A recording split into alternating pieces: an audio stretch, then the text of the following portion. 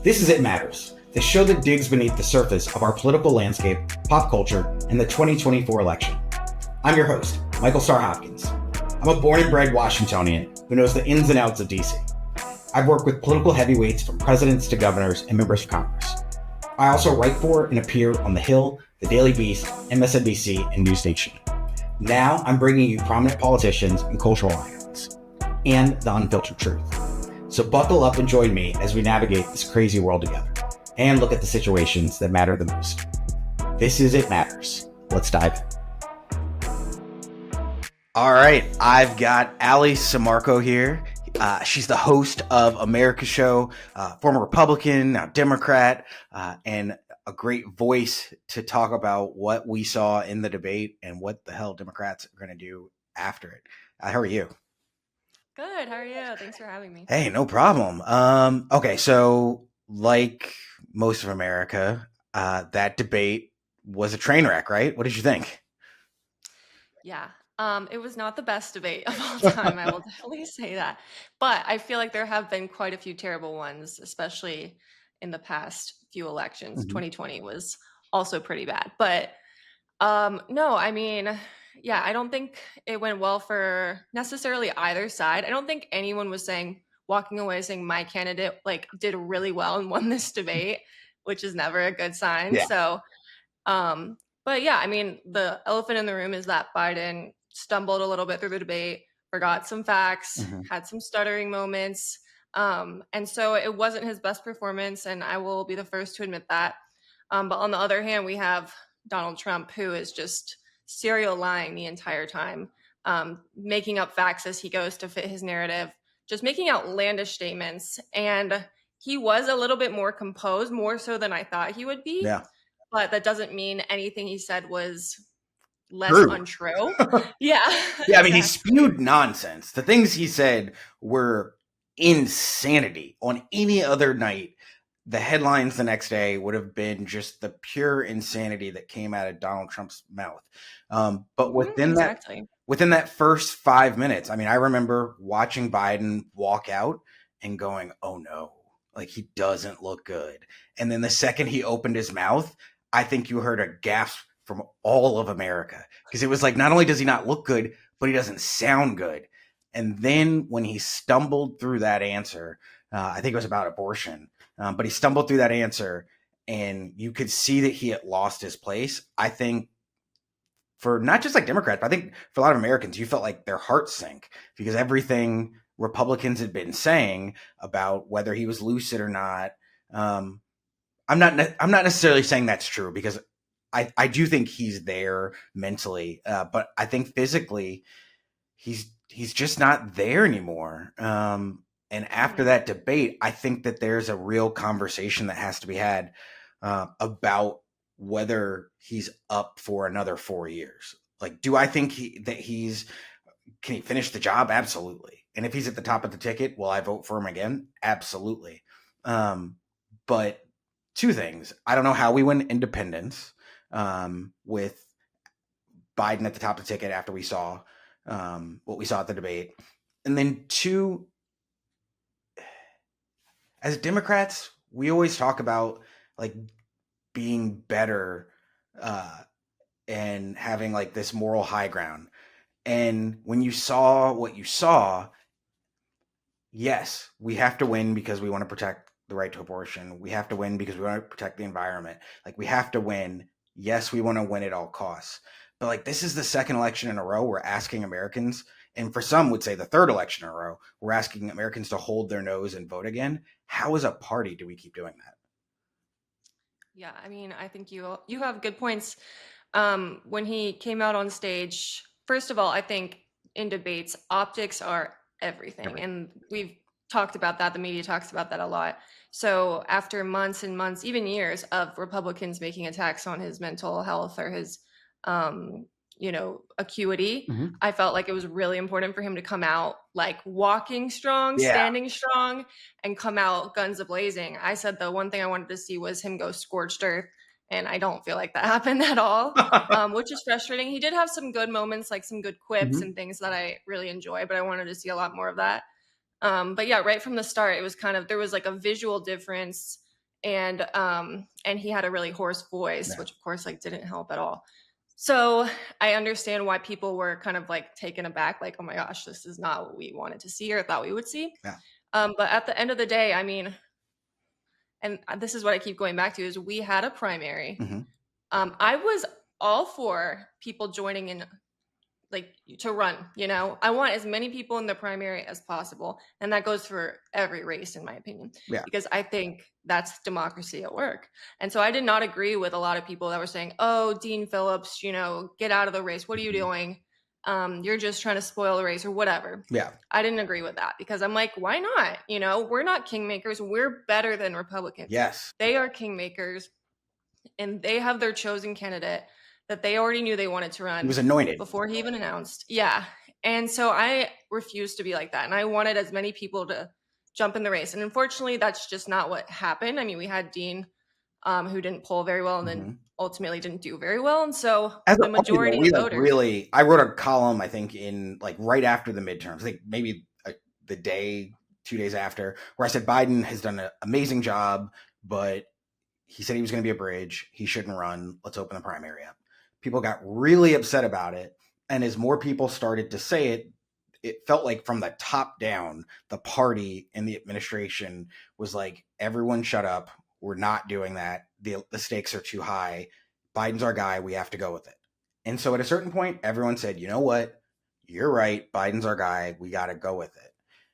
But then we see last night, or a couple nights ago, whatever, and there's this new moment where it's like, okay, we need to have a conversation. No one's saying like let's replace him, but after that performance, what if he falls? What if every day his age is now going to become the issue, the main focus? And in many ways, it reminds me of that 2016 election when after 9/11, when Hillary passed out and the whole election became, is Hillary Clinton going to die? Hillary Clinton was a healthy woman. Like, that was pure Republican nonsense. For the next 3, 4, whatever, how many days, months, we're going to hear about Joe Biden's health. And so if we're not going to replace him, what's the plan? If we are going to replace him, what's the plan? And it feels like there's this real resistance to having the conversation about what the plan is. Well, I think having that conversation throws a lot of things up in the air. First of all, who is this magical person going to be that comes in and wins, 40% of white voters and wins like 90% of black voters? Like, who is this person going to be? President Biden is proven in 2020. He did win by a sizable margin. And I feel like people believe in him for the most part, and they believe like he's predictable. We know he's the president right now. He's very largely successful throughout his term. So I think a lot of Democrats feel like he can run on his accomplishments. But no, I mean, I think it was a different ball game in 2020. It was different circumstances. Trump was actively president at the time. We were going through the COVID disaster. So a lot of people turned out to vote in a year, more people than ever than would typically turn out. So we can't look at 2020 and say, well, the same thing will happen again. Yeah, that's an outlier of an election. Yeah, completely. So I do agree on that point. But I feel like at this point, the person who has to decide what he wants to do is Joe Biden. 100%. It's ultimately his decision. And I'm not, close friends or family or advisors around him. So I'm not the one that's going to be able to talk to him about this issue, but I do think those people should. And if he felt like, you know what, I had a good run and, it's June, so there's still enough time to actually bring someone new in and nominate them at the convention and everything. So I think if that was his decision, then I would support that completely. And I think someone could step in and continue the legacy that he built in a way, that's not tearing down what he built, but building it up. So I do think that's possible, but I will say it will take a lot of work if this is something that truly actually happened, which is unprecedented. It'll take a lot of work to bring in this person, whomever it may be. A lot of people have mixed opinions, and to start a new, we're going to have all over again. Start all over again. Start fundraising from the ground up. Start. I guess they could hand over kind of the keys to the DNC. Like, they have the apparatus is there. In some ways, yeah. He could hand it over, and if it were to ever happen, it's not like he's going to disappear. He's still the president. Like, he would campaign with the person. He would, I don't think it has to be like he just leaves and we like send him off Right. to the farm. Right. No. Yeah. But like, I think you're 100% right. I think only he can make that decision. And I don't envy the people around him as much as I've been critical. And I think a lot of people have been critical in the wake of the debate. It is got to be hard to have to go to the president of the United States, who also is either a mentor or a husband or a brother or a boss, and Or a say, boss. yeah, Yeah. like, sorry, champ, I know you've got the nuclear codes, I know you're the most powerful person in the world, but your run's up. Like, that's a tough conversation to Yeah. have. And at this point in the race, we're 4 months out, 3 months out from election day, and to be like, I know we made it this far, but really I think it's your time to step down.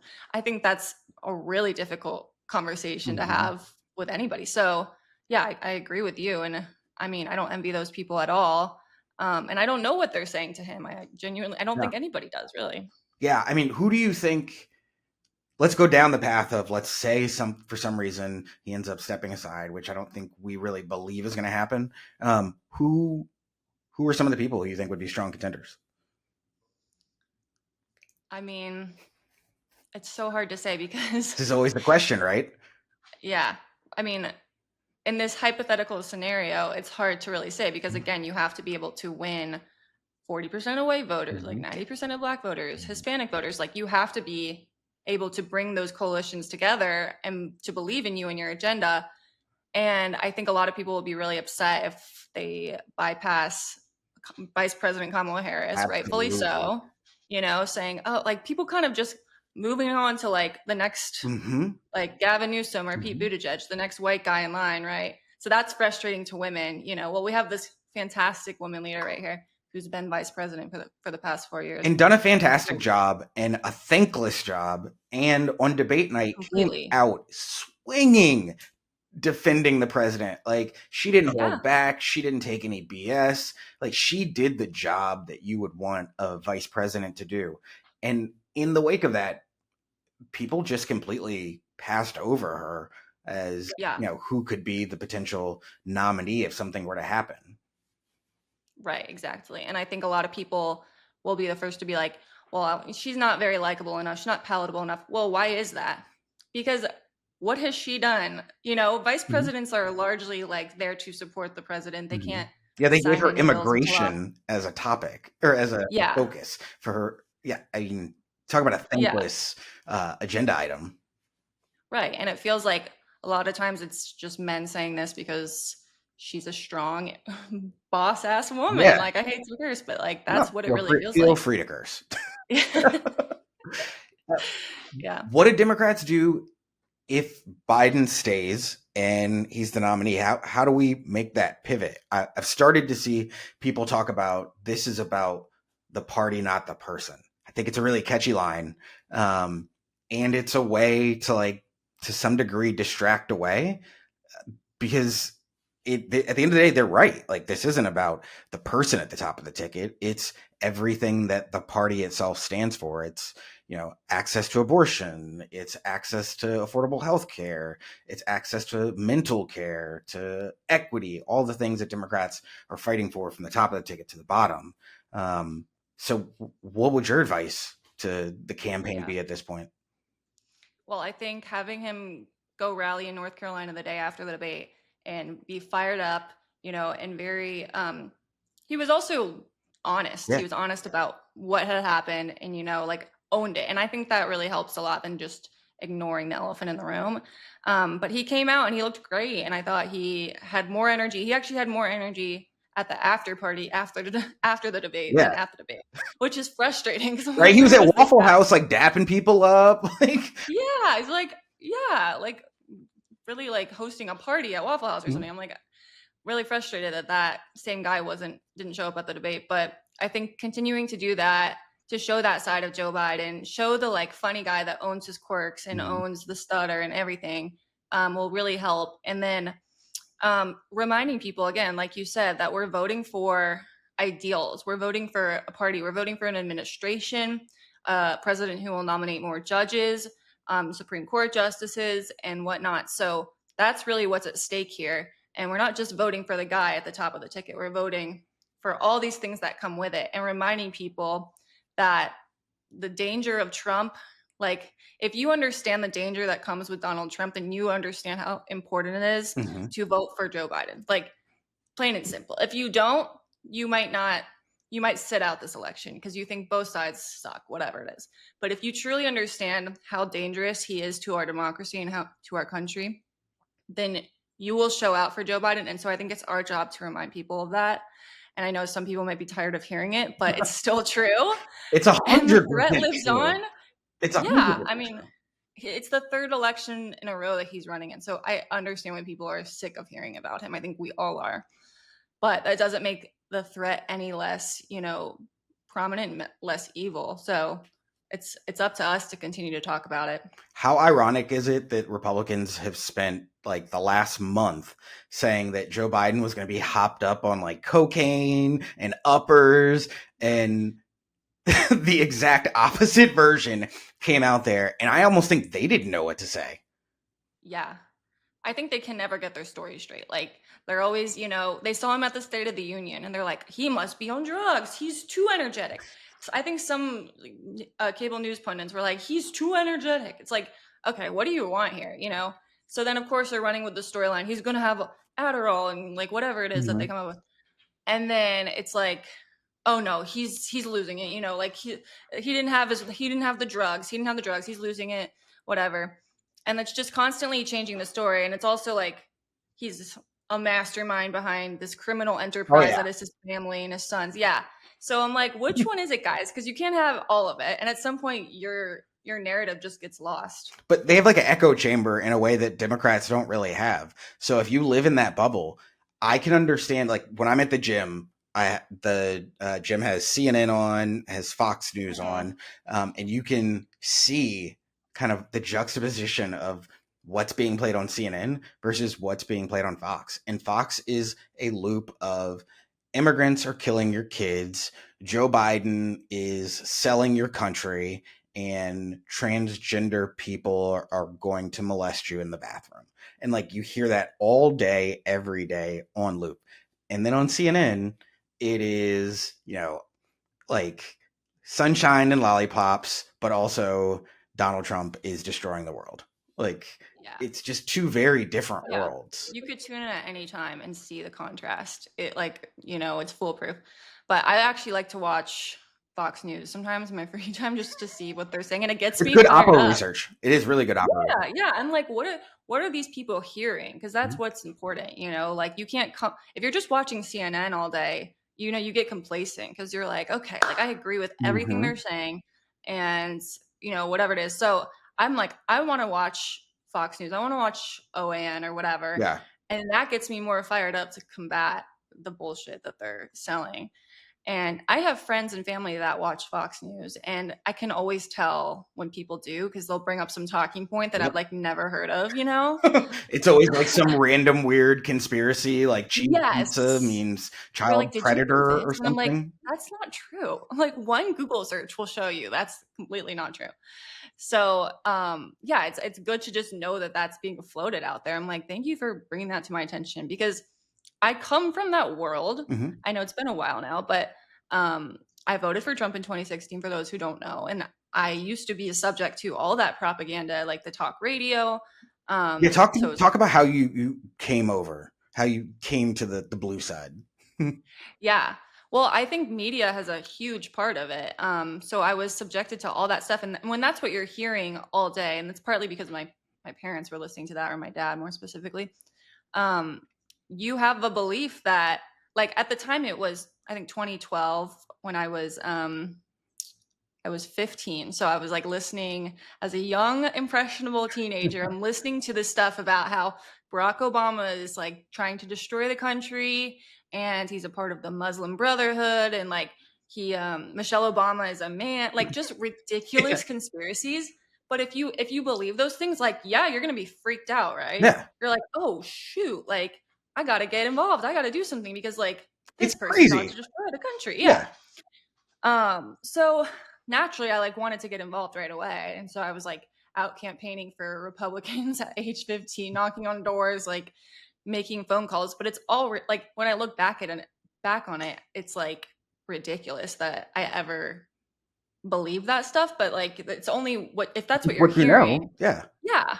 Yeah, like, so I'm grateful I have the ability to like discern information now. How um, how did you kind of figure out what was real and what wasn't? Like, was there like a moment that caused this pivot, or what led to it?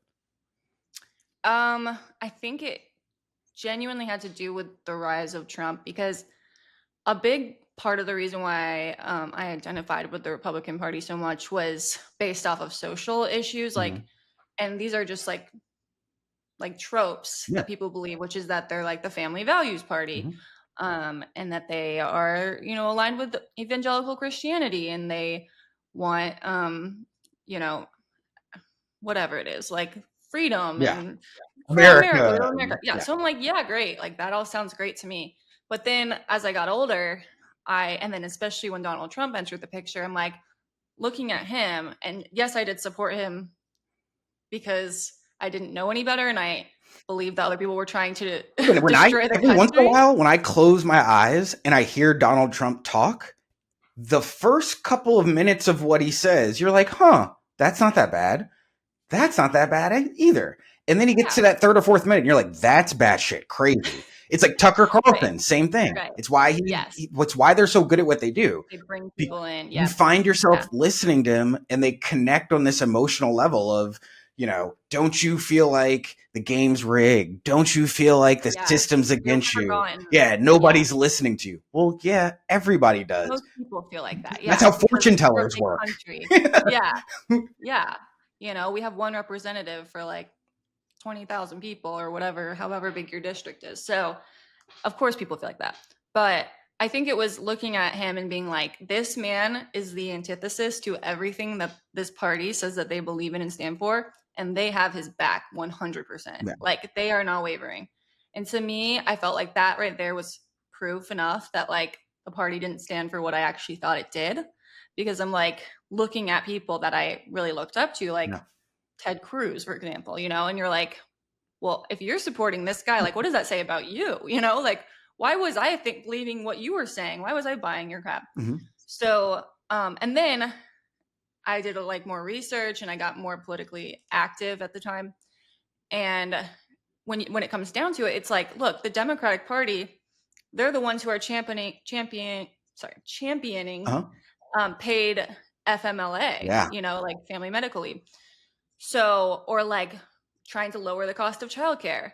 And those are family values. Yeah, capping insulin costs. That encourage people to have children and have a family and support families in a way that's tangible, and not just saying we support families, you know? So it was like a lot of that where I'm like, hold on a minute, like you're saying this, but it's not true. And this side is actually putting their money where their mouth is. And so it was a combination of all of that. But I think it still rings true today, where they say things that just aren't true. Like they say we support IVF, and then they vote against a bill to protect IVF, Katie Britt. And so it just keeps happening. Yeah. Katie Britt wrote the legislation and then tried to convince everybody that she's not anti-IVF. It's, for the life of me, it's where I get really frustrated with Democrats. We're afraid to talk about our faith. We're afraid to talk about like these issues that Republicans have monopolized, the American flag, religion. Democrats are patriotic people, but I was talking to my wife about this the other day. Like, we don't fly a flag in front of our house, not because we don't love the American flag and love America, but there's this connotation that I feel like has come with flying the flag, this like faux patriotism that's like, it almost has become a marker of like being a Republican, that you have to fly the flag. And it's gotten really frustrating because like in the same tilt, I think Democrats would do better in southern states and do better in places like West Virginia if we got more comfortable talking about religion and our faith and our struggles with our faith. And, we're more acceptable of people, we can't let them own those narratives. I'm a firm believer in that, because it's not accurate. It's not true. And we've let them own them for too long. So yeah, I'm like, hell yeah, I'm a patriot. I love this country, you can love something and want to improve it at the same time. You know, Absolutely. those aren't mutually exclusive. So I'm a firm believer in that. And we actually have an American flag and a Biden sign There we in our front go. yard. And I'm like, that's what everybody needs to do, because show your support, be proud of your support, but show that you're also a patriot and you love this country. And it's just changing the narrative, you know, one house at a Mhm. time or whatever it is. But we really need to take it back because they've owned it for way too long. What do you think Democrats who are running down ticket now are going to do? Do you think they'll run away from Biden? Do you think they'll embrace him? Like a lot of them are going to be in tough races, and with the margins now, we haven't seen a lot of polling, but I'm going to imagine it's not going to be positive post debate. I know they're trying to spin it now and saying it is, but like it's hard Well, for I me to don't see believe he's any. going to come out stronger post debate. Yeah, not right now. No, I think it's too fresh, Mm-hmm. but it's also the end of June and we have a lot of time and a lot of things can change, including court cases that may be starting soon, you know. So the narrative will change a million times before election day. So that's the upside. But I don't really see a positive for candidates to like move away from Biden for Mm-hmm. any reason, because if he chooses to do so, he's going to be our nominee. Yeah. And so if you're not turning people out for him, you're not turning people out for yourself at the end of the day. So I don't see the upside to that at all. So My fear I would is, hope that they do. yeah, I I mean, would my hope that fear they is stand that behind him. he'll be a drag on the ticket. That you could see like split tickets where people like vote Trump and then vote Democrat down ticket, or like you weird excuse Can you see combination. that happening though? And not Like I feel really. I don't know anymore. After 2016, I'm yeah, prepared for anything. I don't understand anything while also studying it 24/7, waking up in the middle of the night, um, yeah, terrified of what's going to happen down the road. Like this election is yeah, terrifying. The stakes are so high. yeah. No, I understand that. Like at this point, things just defy logic. So whatever like conventional knowledge you have about polling and elections and how people sway, it's like we don't know what's going to happen. But I do feel like people that generally vote Democratic, even if you don't like Biden, you're probably not going to vote for Trump. You might leave it blank. Mm-hmm. I could see that. Staying home is the But big one. yeah, and that's really damaging too. So it's making sure people feel like it's their, you know, it's worth their time to come out and vote. And that they also have a positive vision to look towards, because a lot of what Biden and the team has talked about is his accomplishments of the past 4 years, Yeah. or complaining about things that have happened, such as the overturning of Roe v. Wade, right? And for people that don't follow politics or work in politics or are generally like Pay a attention. little bit more ignorant, Yeah. yeah, they don't understand. Like, so they're like, well, you're president, you know, Fix Democrats it. have control of the Senate. We had control of the House at one point. So yeah, like this happened under your watch. So what are you talking about? And what are you going to do to fix it? And so that's also what we need to be doing, to be like, look, this is what happened. This is why it happened. And this is how we're going to fix it. But we need you to come out and vote, because otherwise it's not going to happen. Yeah, thanks Joe Manchin and Kristen Right. Sinema for blocking I everything know. and making it harder for women and children and everyone in the country. Yeah. Like, how do you explain to someone who's not especially politically in tune that, like, there's this guy and there's this girl and they, you know, Yeah, like, they're like corrupt and took a lot of like, corrupt and they take money, we yeah, take oil. Like, oh, yeah. yeah. There's no It's way to like frustrating. message that stuff. Yeah. You know, as we close out, my one worry about what's happened in the last couple of days is it's exposed a fracture within the party. There's the people who want to have a conversation about whether or not Biden should step aside. And there's some crossover, I think, between the people who wanted to also have a conversation about what Biden should do in Israel and Palestine. In both conversations, the party has been like, no, we can't have these conversations right now.